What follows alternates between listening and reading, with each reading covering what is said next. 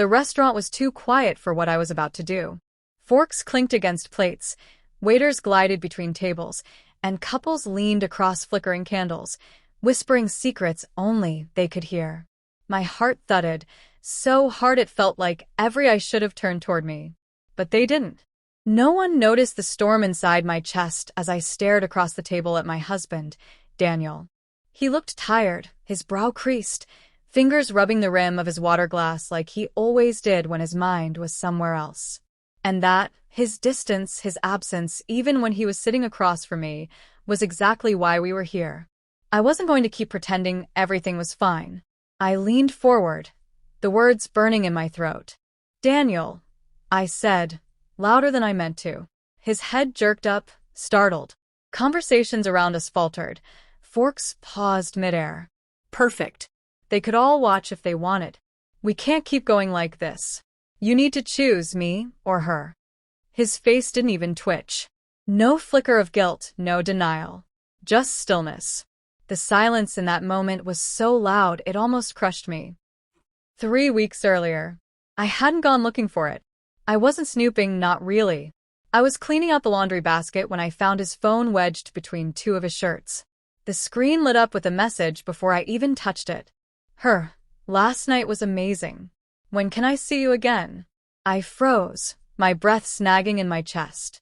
I read it twice, 3 times, as if repetition would somehow change the words. Amazing. Last night. See you again.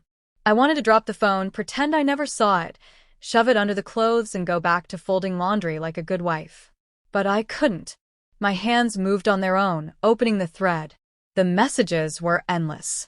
Weeks of them. Jokes, late-night confessions, complaints about me, about our marriage. And threaded through all of it, desire. Plans to meet. Memories of stolen moments I hadn't known existed. When he walked through the door that evening, smiling like nothing had happened, I felt something in me split. Confrontation. I didn't scream. I didn't throw the phone at his head. Instead, I waited. I watched him. The way he stayed out later. How he flinched when I asked harmless questions. How he locked his phone now, face down on the table. One night, I finally said it. "Who is she?" He went still, like I'd pulled the ground from under him. Then he shook his head, almost pitying. "Emily, don't do this." "Don't do what?" My voice trembled. "Don't confront you? Don't ask why my husband's phone is full of messages from another woman." His silence was louder than any confession. The ultimatum. I should have ended it then. Any self-respecting person would have walked away. But I didn't. I loved him. Or maybe I loved who he used to be. The man who used to leave notes in my car, who used to kiss me awake on Sunday mornings. I thought if I fought hard enough, maybe I could drag him back to me. That's how we ended up at the restaurant. I wanted to force him to choose, where he couldn't dodge or deflect, where his answers would be witnessed by strangers who would see if he lied. So I said it, loud, clear, with every ounce of broken fury inside me. Her or me. And Daniel, he didn't argue. He didn't beg. He didn't even look ashamed. He just picked up his keys from the table, placed a few bills under his glass, and stood. No words. No hesitation. He walked past me, past the waiter, past the couple staring at us with wide eyes. Out the door. Out of the restaurant. Out of my life. Aftermath. For a long time I didn't move. My chest burned like someone had lit a fire inside me, and all I could do was sit there, staring at the empty chair across from me. The waiter hovered awkwardly, asking if I needed anything. I shook my head. When I finally stumbled outside, he was gone. His car, his shadow, his presence vanished.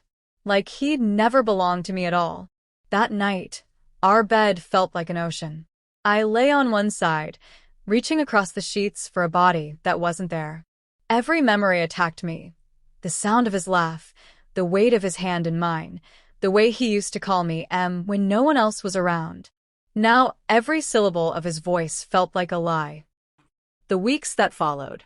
At first, I thought he'd come back, that he'd walk through the door, contrite and begging, and I'd have the satisfaction of watching him crawl. But he didn't. The keys he'd taken that night weren't just to the car. They were to himself, to everything he'd ever been to me. He locked the door behind him and never looked back. Friends asked where Daniel was. I lied, said he was away for work. My mother called, and I told her everything was fine, because admitting the truth, that my husband had chosen another woman over me, felt like carving failure into my skin. But secrets rot.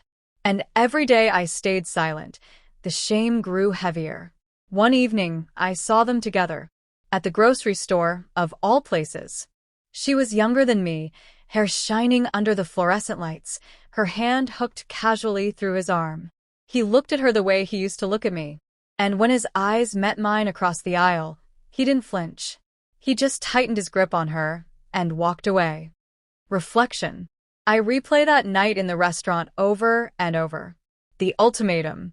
The way I wanted him to fight for me, to prove I was worth something. Instead, his silence answered every question I hadn't wanted to ask.